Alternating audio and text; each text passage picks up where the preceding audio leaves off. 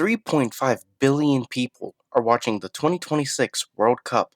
That's nearly half of the human population of Earth watching a tournament in a country that just spent 11 billion to host it. Right now, as you watch this, the attorneys general of New York and New Jersey are actively investigating the organization that runs it. 3.5 billion people.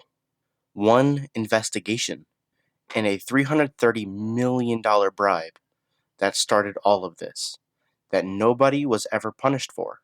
This is the debrief. FIFA, Fédération Internationale de Football Association, based in Zurich, Switzerland. Technically a non-profit organization. Non-profit. The 2026 World Cup is projected to earn FIFA $11 billion. For context, the Super Bowl generates roughly $800 million for the NFL. The Olympic Games generate around $4 billion. FIFA's World Cup generates more than both combined as a non-profit. Football, soccer, if you're from the US, is the most popular sport on earth. It is played on every continent, in every country, by every social class. And FIFA owns it. Not the sport itself, but the right to organize the tournament that defines who the best in the world actually is. That right is worth 11 billion every 4 years, and FIFA controls who gets that money. All of it. FIFA is not a sport. FIFA is a financial empire that happens to use sport as its product. And for decades, the people who ran that empire treated it exactly like one. This is the man they call Mr. 10%. Now Chuck Blazer's own avarice has exposed a culture of corruption in FIFA, world soccer's governing body, going back decades. To understand how FIFA's corruption was finally exposed, you need to understand one man, Charles Gordon Blazer, also known as Chuck. Chuck Blazer is the General Secretary of CONCACAF, the governing body for football in North and Central America. He was also an executive committee member of FIFA itself, one of the most powerful men in world football. He weighed over 400 pounds. He moved around on a motorized scooter. He lived in a Trump Tower apartment in New York. He also paid for a separate Trump Tower apartment for his cats. 2 cats in Trump Tower, billed to CONCACAF. Blazer was not discreet about his wealth. He spent millions on apartments, travel, food, entertainment. Almost none of it was his money. In 2011, the IRS noticed Blazer had not filed a U.S. income tax return in over a decade, despite earning millions. 2 agents from the FBI and IRS approached him in New York. They confronted him with proof of his tax crimes. Blazer agreed to cooperate almost immediately. What happened next became one of the most extraordinary undercover operations in the history of American law enforcement. The FBI fitted a recording device into the key fob of his motorized scooter, and Chuck Blazer, surrounded by the most powerful men in world football, rode his scooter into FIFA meetings and recorded everything for 4 years. He pleaded guilty in 2013 to 10 criminal charges: wire fraud conspiracy, money laundering, income tax offenses, and he kept recording until the FBI had enough. In the early hours of May 27th, police raided this hotel, arresting 6 FIFA executives as part of a US investigation into alleged corruption. May 27th, 2015, Zurich, Switzerland, the Bar à Lac Hotel, one of the most expensive hotels in the world. At 6 a.m., Swiss police entered. They had a list. 7 senior FIFA officials, still in their rooms, some still in their bathrobes. The charges had been prepared by the U.S. Department of Justice. The FBI and IRS had coordinated with agencies in 33 countries. The indictment alleged more than $150 million in kickbacks and bribes paid to FIFA executives by sports marketing companies vying for a piece of the World Cup. Then Attorney General Loretta Lynch described the corruption within FIFA's rank as rampant, systematic, and deep-rooted. Rampant, systematic, deep-rooted. rooted. She was not describing bad apples. She was describing the tree. 14 officials were indicted that morning. 16 more followed in December. Ultimately, 31 people pleaded guilty. Charges: racketeering, wire fraud, money laundering. Sepp Blatter, FIFA's president of 17 years, was not among them, but 5 days later he resigned. The empire was cracking. What nobody knew yet was how deep the cracks actually went. But while arguments rage over the risks footballers will face playing in Qatar's extreme heat, migrant workers from Nepal are dying on the job in record numbers. त्यही हो problem भनेको त्यही हो यहाँ हाम्रो अब त्यो toilet bathroom हेर्दाखेरि त्यस्तै छ केही त्यसको सफाइ छैन हैन सब उस्तै छ यहाँ 12 एक रुममा चाहिँ 12 14 जना मान्छे हालेछ हैन 2 वर्ष भएको हामीले बेडै सिट दिए छैन भन्छ आफै किनेर ल्याऊ. In December 2010, FIFA voted on who would host the 2022 World Cup. 22 people voted. Qatar won. Qatar, a country smaller than the state of Connecticut, with no football history, with summer temperatures of 45 degrees Celsius, with no stadiums, no hotels, no infrastructure capable of hosting the world's largest sporting event. Of the 22 people who voted, 8 were later formally accused, indicted, or convicted of corruption. 8 more were banned from FIFA due to corrupt allegations. 16 of 22 documents submitted to the U.S. federal court recorded over $330 million in payments to members of the FIFA committee who voted on the 2022 host. Qatar did not have stadiums, so they built them. To build 8 stadiums in a decade in a country with almost no native labor force, Qatar imported workers from India, Bangladesh, Nepal, Pakistan, Sri Lanka.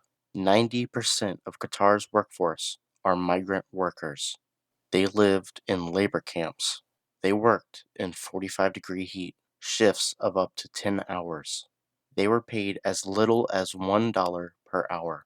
Their passports were often held by their employers. They could not leave without permission.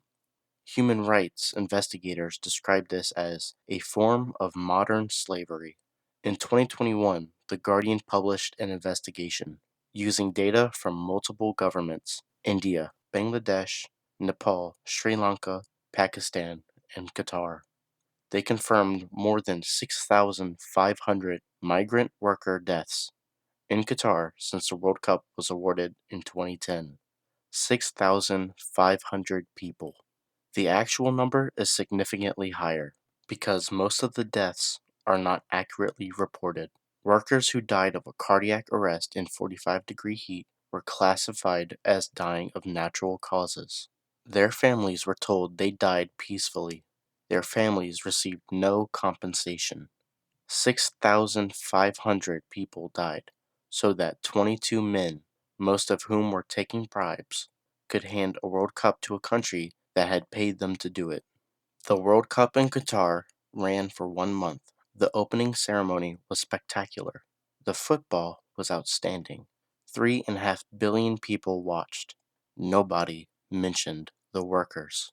Ridiculous. I mean, you have to ask yourself, what is that money spent on?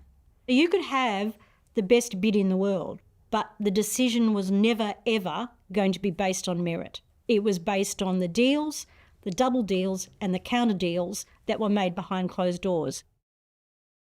FIFA commissioned an independent investigation into the Qatar bid. Into the 2022 World Cup selection process, they hired Michael Garcia, a high-profile U.S. attorney, as FIFA's chief ethics investigator. Garcia spent 2 years investigating, interviewing witnesses, reviewing documents, building a case. FIFA received his report and published a summary. The summary cleared Qatar. Garcia responded almost immediately. He said the summary was materially incomplete and contains erroneous representations of the facts and conclusions. Materially incomplete, erroneous. FIFA's own investigator was saying that FIFA's summary of his report was a lie. Garcia resigned. FIFA published the report anyways. Qatar was cleared. The World Cup stayed in Qatar. Sepp Blatter, the man who presided over this, later said that giving Qatar the World Cup was a mistake. He said this twice. He never said who made the mistake or why, or how 330 million got transferred into the FIFA voters without anyone noticing.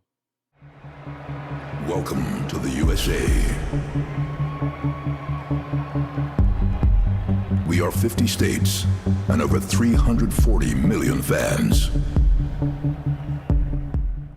The 2026 World Cup is happening right now in the United States, the country whose Department of Justice arrested 14 FIFA officials in a Zurich hotel in 2015.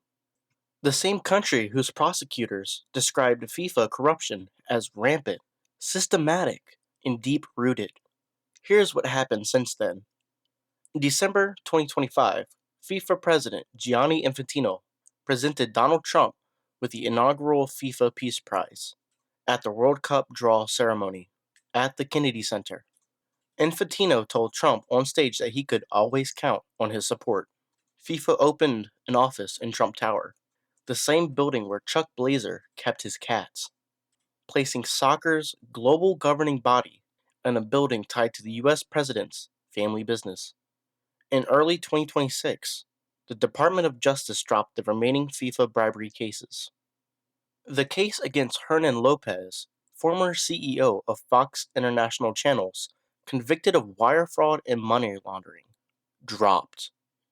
Investigators described the collapse as a convenient retreat by U.S. anti-corruption enforcement in the sport just months before the country co-hosts the 2026 World Cup. 50 members of the European Parliament sent FIFA a letter demanding accountability. FIFA declined to respond publicly. Trump is expected to present the World Cup trophy at the final at MetLife Stadium on July 19th. The man who received the FIFA Peace Prize presenting the trophy at a tournament hosted by a country that just dropped all remaining FIFA fraud cases. FIFA is facing calls to answer questions now after allegations of artificially inflating prices and misleading fans over the sale of tickets for the upcoming World Cup. For a while now, fans have been complaining about the sky-high ticket prices and alleging that they've been scammed. And so this is at its heart really a consumer protection case. While you watch this video, the New York and New Jersey Attorneys General are actively investigating FIFA, not for the 2015 corruption, but for the ticket prices at the 2026 World Cup. Here is what the investigation found. FIFA told fans tickets would be available at accessible prices, then introduced the system called dynamic pricing, prices that change based on demand. While you're in the waiting queue, fans waited for hours in online queuing systems. They had no idea what price they would pay until they finally reached the front. The cheapest standard final ticket, $5,785. The most expensive, $10,990. Then, those prices tripled. A front row seat for the final cost more than $30,000. 2 days before the tournament started, there were 1,800 unsold tickets. New Jersey's Attorney General described FIFA's system as fake scarcity and impossibly high prices, all at the expense of consumers. FIFA's response: Infantino said FIFA had to apply market rates. The same organization that describes itself as a non-profit applying market rates to a sport that is supposed to unite the world. FIFA quietly slashed prices across all 104 matches after the tournament started. They returned 70% of their block-booked hotel rooms. The investigation by New York and New Jersey is ongoing right now. On July 19th, 2026, Donald Trump will walk out onto the pitch at MetLife Stadium and present the World Cup trophy. Gianni Infantino will be standing next to him, the same Infantino who gave Trump the inaugural FIFA Peace Prize, the same Infantino whose organization is under active investigation in New York and New Jersey. The same Infantino who opened FIFA's offices in Trump Tower. The trophy will be handed over. The cameras will roll. 3.5 billion people will watch. And somewhere, the family of one of the 6,500 workers who died building a stadium for a World Cup in their country, bought with bribes, will not be watching. This is the debrief. Every story has a hidden side. The world's most popular sport has a hidden side that runs on 330 million and a body count. Subscribe to Debrief and like the video so we can show you more. And always hit the notification bell so you'll always be notified when we're posting again.